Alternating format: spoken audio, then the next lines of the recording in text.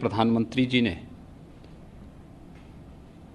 राष्ट्र को संबोधित करते हुए अपना जो मार्गदर्शन दिया है, यह न केवल वैश्विक महामारी कोरोना से बचाव का सर्वोत्तम उपाय है, अपितु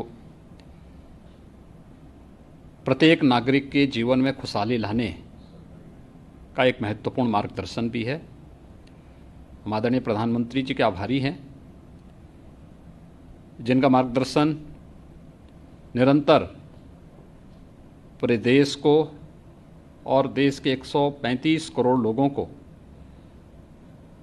प्राप्त होता रहा है।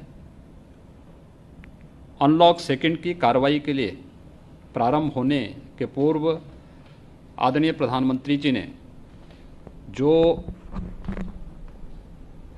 कुछ महत्वपूर्ण सुझाव दिए हैं, जो चिंताएं व्यक्त की हैं और जो घोषणाएं की हैं, बहुत महत्वपूर्ण हैं। और वो महत्वपूर्ण इसलिए भी हैं कि स्वाभाविक रूप से लॉकडाउन के चारों चरण में जो सतर्कता और सावधानी बरती गई थी,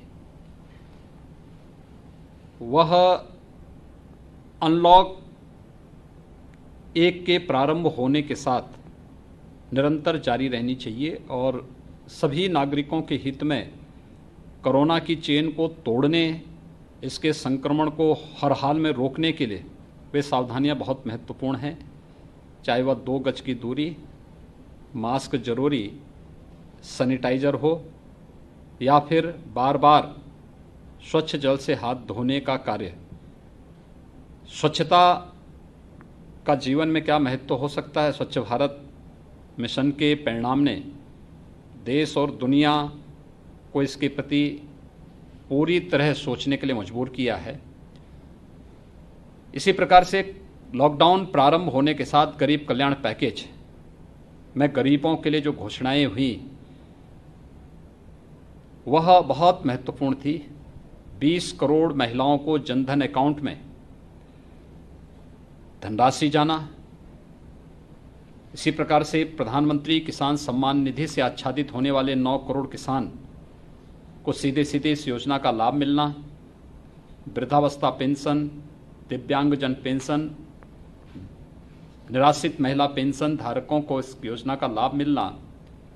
एमएसएमई सेक्टर से जुड़े हुए यूनिट के लिए जो पैकेज घोषित किए गए हैं, या फिर स्ट्रीट वेंडर के लिए जिस प्रकार की घोषणाएं हुई हैं, ये बहुत महत्वपूर्ण है। 80 करोड़ लोगों को मुफ्त में खाद्यान्न उपलब्ध कराने की कार्रवाई, और मैं आभारी हूं आदरणीय प्रधानमंत्री जी का कि इन्होंने ये मुफ्त में राशन